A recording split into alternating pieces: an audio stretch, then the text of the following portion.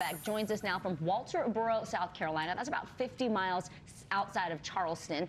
Catie, good to see you. So the Murdaugh family, they're no strangers to court. This is their livelihood. Alex, a prominent personal attorney injury, and 3 members of his family served as solicitor, which is similar to being a district attorney.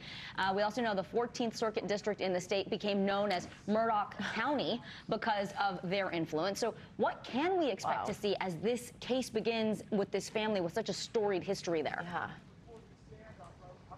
Oh, absolutely. Murdaugh is a household name around here. In fact, in the courtroom behind me where this case is being tried, Alec Murdaugh's grandfather had a portrait on the wall in the back of the courtroom that they had to remove prior to this trial to not influence jurors. Goodness. So just to give you an idea of how far-reaching that legacy goes, everybody knows that name here, and that is one of the challenges they're going to have with jury selection. They are not really thinking they're going to find any juror in this area that has not heard that name, has not heard about this case.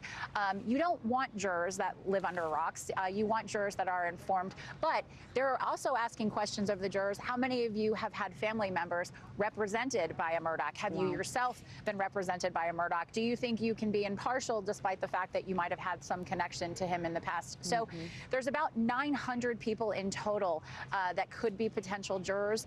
This is a very small town. Walterboro is just over 5,400 people. So they are going to be very selective in who they choose. It's a very important part of this case.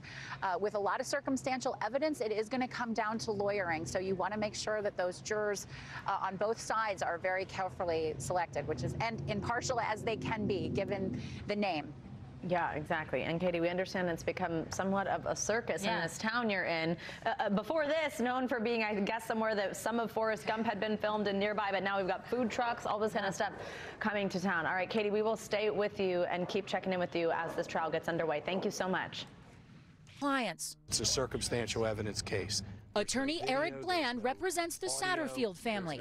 Everybody says, well, we want jurors that don't know anything about this case. That's impossible. It's impossible. Jurors are vetted inside, outside, an invasion of cameras, tents, and trucks on every corner of the courthouse.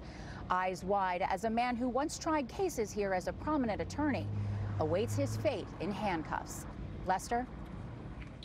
Catie Beck, thank you. Up next.